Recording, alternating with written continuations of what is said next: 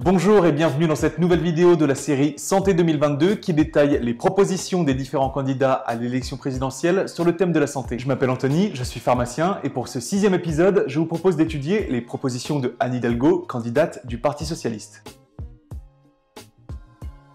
La France connaît depuis de nombreuses années un problème au niveau de l'accès aux soins avec un manque considérable de professionnels de santé et plus particulièrement de médecins. Ces zones en manque de personnel médical sont couramment appelées des déserts médicaux. Séverine Salgado, directrice santé à la Mutualité française, estime qu'en 2019, ce sont plus de 11% des Français qui habitent dans un désert médical, soit plus de 7 millions de personnes. Face à ces déserts médicaux, on pourrait établir une stratégie très simple qui serait d'obliger les jeunes médecins à s'installer dans des zones qui sont sous-dotées. La candidate socialiste ne se montre pas en faveur de cette obligation d'installation, mais se dit plutôt convaincue qu'il faut arrêter les nouvelles installations dans les zones qui sont déjà surdotées, où il y a déjà beaucoup de médecins. C'est par exemple le cas sur le littoral. Plutôt que de les obliger, elle souhaite inciter les jeunes médecins à s'installer dans les déserts médicaux. À l'instar de Valérie Pécresse, qui souhaite que les étudiants en dernière année de médecine générale fassent une année de docteur junior, Anne Hidalgo, elle, souhaite créer un statut de médecin assistant afin de professionnaliser encore davantage les internes. Ces médecins assistants seraient donc sous la tutelle de médecins plus expérimentés pendant 12 mois dans un désert médical. En contrepartie, des mesures confortables seraient mises en place pour ces jeunes médecins. Un salaire convenable, un logement, des transports, etc. Ce serait entre 4000 et 8000 médecins qui arriveraient chaque année dans ces territoires. Cela permettrait de soulager les emplois du temps des médecins qui souvent ne peuvent plus accepter de nouveaux patients. Après les zones rurales, les hôpitaux. Anne Hidalgo propose un réel plan Marshall pour sauver l'hôpital public. Selon elle, la situation des hôpitaux est catastrophique avec des soignants qui sont épuisés, des lits qui ferment faute de soignants, des postes vacants, etc. Pour y faire face, elle souhaite lancer un grand plan de recrutement avec des salaires qui seront revalorisés pour redonner de l'attractivité à ces professions. Aussi, la candidate socialiste souhaiterait augmenter le personnel disponible dans les EHPAD pour encadrer les résidents. Au niveau des études de santé, Anne Hidalgo souhaite supprimer le numerus clausus qui est le nombre d'étudiants admis en deuxième année. Effectivement, elle estime qu'on devrait former plus de 15 000 médecins par an alors qu'on en forme moins de 10 000. Moi, ce que je propose très simplement, d'abord, c'est de faire sauter complètement cette idée de numerus clausus. Attention, la suppression du numerus clausus n'est pas si simple car souvent ce sont les places en stage dans les années supérieures qui font défaut. Et on le sait, la phase d'apprentissage pratique est primordiale dans la formation d'un médecin, d'un pharmacien, d'un dentiste, etc. Aussi, pour soulager les urgences qui connaissent une affluence considérable, Anne Hidalgo souhaite que les médecins libéraux fassent des permanences et surtout le week-end.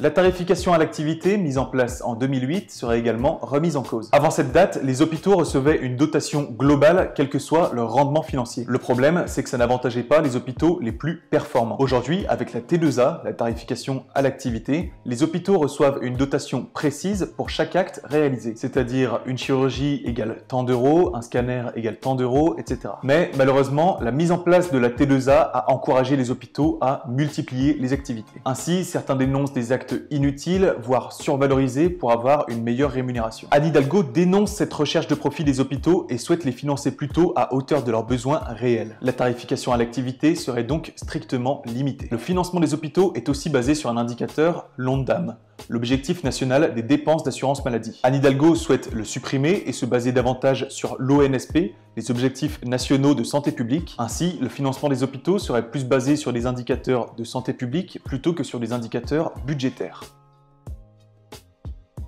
Aussi, Anne Hidalgo estime qu'il est indispensable de réindustrialiser la France. Elle a remarqué notre dépendance vis-à-vis de certains pays et notamment pendant la crise sanitaire. On le sait, de nombreux composants de nos médicaments sont fabriqués en dehors de notre territoire. 80% des principes actifs sont fabriqués entre l'Inde, la Chine et le Brésil, ce qui nous rend un petit peu dépendants de ces pays puisqu'ils pourraient nous couper l'approvisionnement en cas de désaccord, mésentente ou même de conflit. Ainsi, avec la présidence de Madame Hidalgo, la recherche et développement serait relancée et représenterait jusqu'à 3% du PIB. Ce chiffre est actuellement de 2,2%.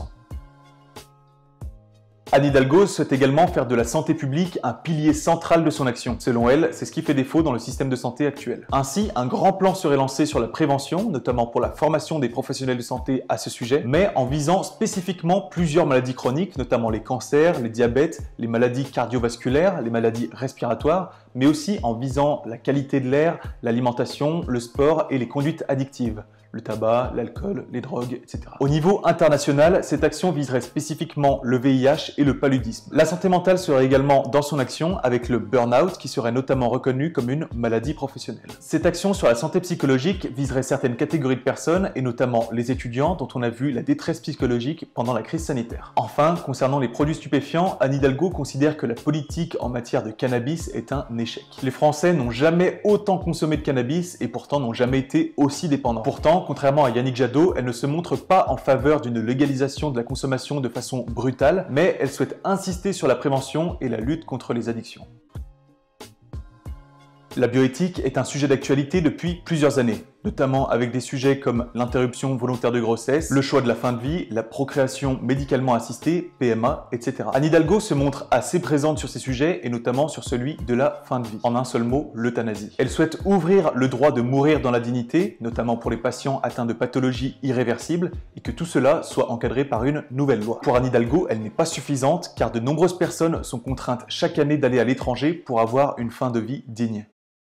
On ne le répétera jamais assez, voter, c'est donner son avis et montrer son accord ou son désaccord avec une idéologie. Parce que faire des tweets pour montrer son mécontentement, c'est bien. Regarder des reportages sur l'huile de palme, sur l'insécurité, sur la précarité, c'est bien. Mais ce n'est pas ça qui fait changer la politique du pays. Peut-être que vous vous en moquez, mais je pense que vous vous en rendez compte quand même dans votre quotidien. Si la planète se réchauffe, si on a été confiné, si on a été obligé de porter un masque, si l'insécurité augmente, c'est qu'il y a des politiciens qui ont été élus qui prennent ces décisions. Et le seul moyen de faire barrière à ces décisions, c'est de voter. Alors allez-y s'il vous plaît, c'est très important. C'est la fin de cette vidéo, j'espère que vous en avez appris un petit peu plus sur la candidate Anne Hidalgo. Pour écrire ces vidéos, je vais mettre du site internet lasantécandidate.fr réalisé par le syndicat Les Entreprises du Médicament. N'hésitez pas à me dire ce que vous en avez pensé en commentaire, on se retrouve très vite pour un nouvel épisode de Santé 2022 avec le candidat Nicolas Dupont-Aignan. N'oubliez pas de vous abonner à ma chaîne YouTube et évidemment, les commentaires restent ouverts pour donner votre point de vue sur ce programme, alors n'hésitez pas à argumenter pour donner votre avis. C'était Anthony pour Santé 2022, à bientôt.